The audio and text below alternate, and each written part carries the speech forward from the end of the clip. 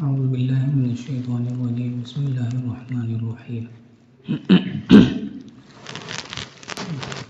اذا جاء نصر اللہ والفتح ورأیت الناس يدخلون فی دین اللہ افواجا فسبح بحمد ربک واستغفر انہ کان توابا۔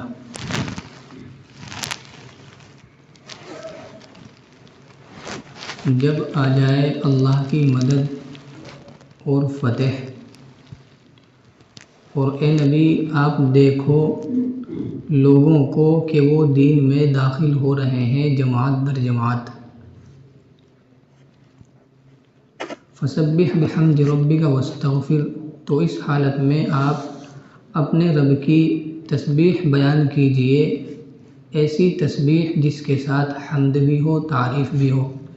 واستغفر، اور استغفار کیجئے، اللہ سے مغفرت طلب کیجئے۔ انہ کان توابا، بے شک وہ بہت زیادہ توبہ قبول کرنے والا ہے۔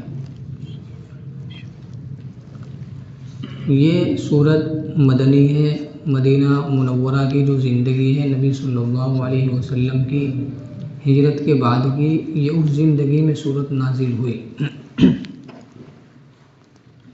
اور اس صورت میں آپ صلی اللہ علیہ وسلم کو دو چیزوں کا حکم دیا گیا، اور دو خوشخبریاں آپ کو سنائی گئی ہے۔ ایک تو اللہ کی مدد، اور اللہ کی مدد یعنی فتح مکہ، اور دوسری چیز یہ کہ لوگ جماعت در جماعت یعنی ایک کثیر مقدار میں، ایک بڑی تعداد میں لوگ جو ہیں وہ اسلام قبول کریں گے۔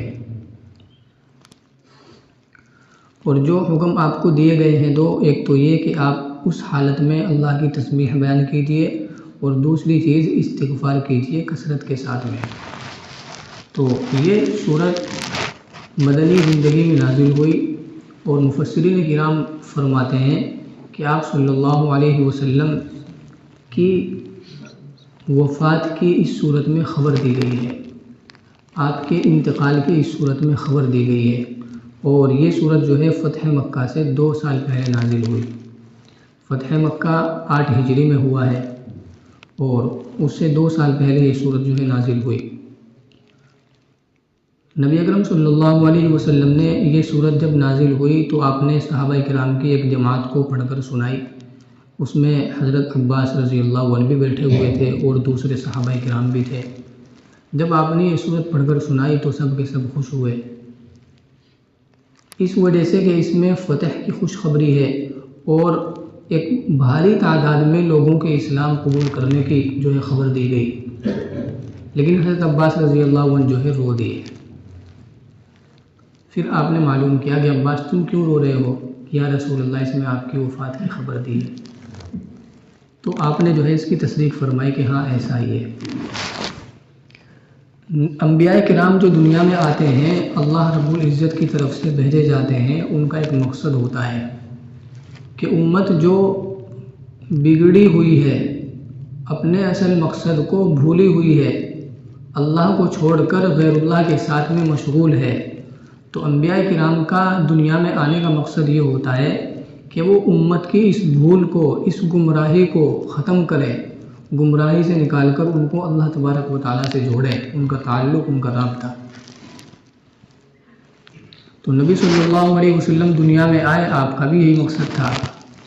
جب آپ نے یہ محنت کی اور یہ مقصد پورا ہو گیا، تو اب گویا اس کا مطلب یہ ہے کہ آپ کا بھی اس دنیا سے جانے کا وقت آ چکا ہے۔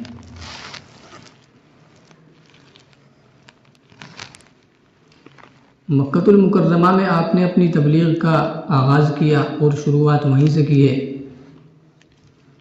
لیکن مکے والوں نے آپ کی بات نہیں مانی، آپ کے اوپر ظلم کیا، جو کچھ اور جس طریقے سے جتنا بھی وہ آپ کو پریشان کر سکتے تھے، ستا سکتے تھے، آپ کو انہوں نے پریشان کیا اور ستایا۔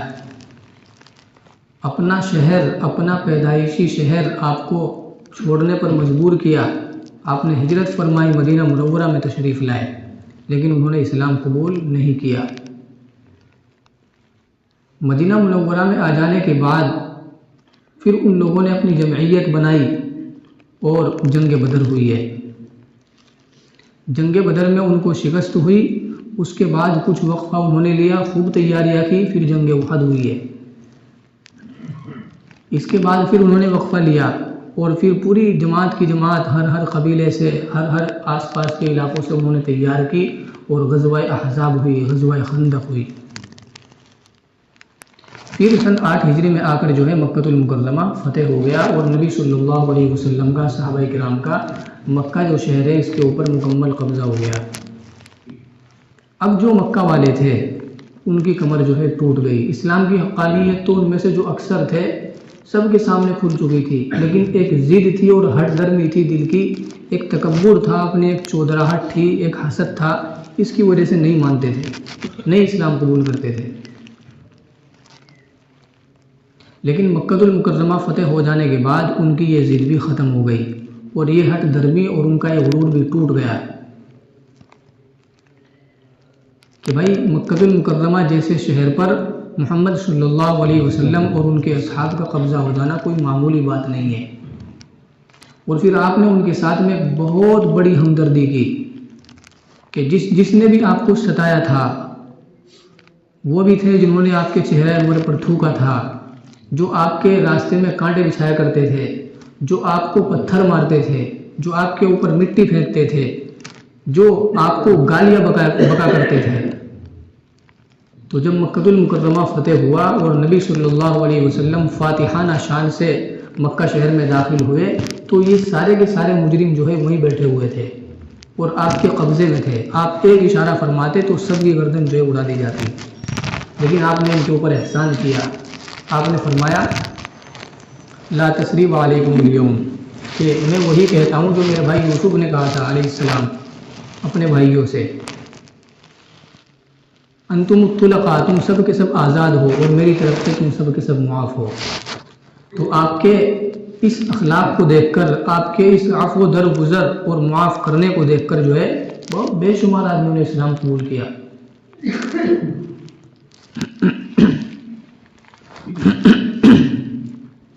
तो ये है इस आयत में फ़तह से मुराद फ़तह मक्का है। और वरअयत अन्नास यदखुलून फ़ी दीनिल्लाहि अफ़वाजा, और तुम देखो और तुम लोगों को देखोगे कि वो अल्लाह के दीन में जमात दर जमात दाखिल हो रहे हैं। ये फ़तह मक्का के मौके पर हुआ है, बहुत आदमियों ने इस्लाम कबूल किया। तो जब ये दो चीज़ें आ जाएं तो आप क्या करें, फसब्बिह बिहम्दि रब्बिका वस्तगफिर। आप ये समझ लें कि अब दुनिया से जाने का आपका वक्त भी करीब है, क्योंकि जो बिअसत का मकसद था, आपके दुनिया में भेजने का मकसद था, वो भी पूरा हो चुका। आप अपने रब की तस्बीह बयान कीजिए, ऐसी तस्बीह जिसके साथ हम्द भी हो, तारीफ़ भी हो और इस्तिग़फ़ार भी कीजिए। नबी सल्लल्लाहु अलैहि वसल्लम के बारे में आता है कि आप ख़ुद हदीस शरीफ में आपने फरमाया कि मैं रोज़ाना 70 मरतबा इस्तिग़फ़ार करता हूँ, या एक हदीस में फरमाया कि 100 मरतबा इस्तिग़फ़ार करता हूँ।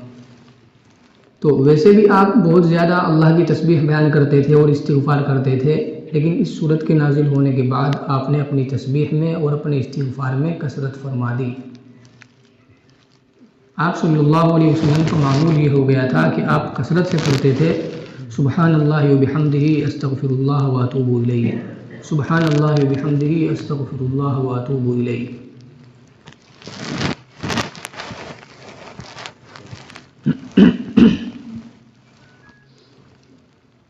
हज़रत अब्बास जो हैं इनके बेटे हैं हज़रत अब्दुल्ला। हज़रत अब्बास आपके सगे चचा हैं और हज़रत अब्दुल्ला ये आपके चचेज़ाद जो है भाई हो गए। जो सहाबाए किराम ग़ज़वाए बदर में शामिल हुए और उन्होंने ये जंग लड़ी है, अल्लाह तबारक व तआला के नज़दीक इन सहाबाए किराम का मर्तबा बहुत ऊँचा है। जो बदरी सहाबी इनको कहते हैं, यानी जो जंग बदर में शामिल हुए। तो हज़रत उमर रज़ियल्लाहु अन्हु अपने खिलाफत के ज़माने में जो बदरी सहाबा थे और वो उस वक्त जो है बूढ़े भी हो चुके थे, तो उनकी मजलिस में ये हज़रत अब्दुल्ला, ये बच्चे थे भी, ज़्यादा कोई ख़ास उम्र नहीं थी, तो उनकी मजलिस में इनको भी बिठाया करते थे।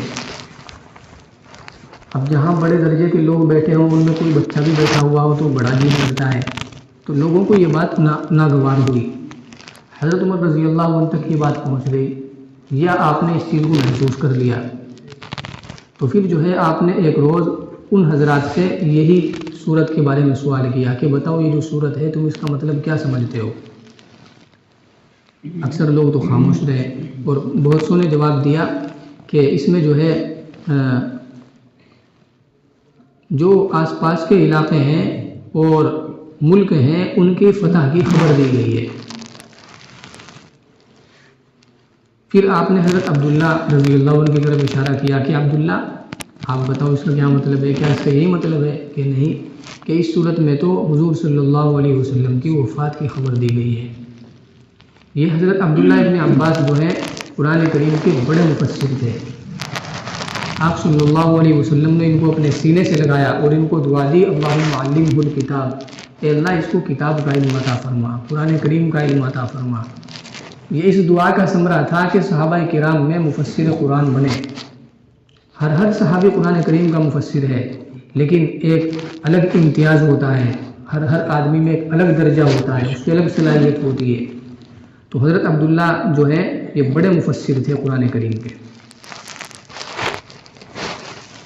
اس صورت سے علماء کرام نے، مشائخ نے یہ چیز نکالی اور یہ مسئلہ نکالا کہ ہر وہ شخص جو کسی بھی اعتبار سے، کسی بھی طریقے سے دین کی خدمت میں مشغول ہے، تو جب اس طرح کے حضرات بوڑھاپے کو پہنچ جائے تو ان کو اس پر عمل کرنا چاہیے۔ فسبح بحمد ربک واستغفر آیت پر اپنی تسبیحات میں اور اپنے استغفار میں ان کو کثرت کر دینی چاہیے۔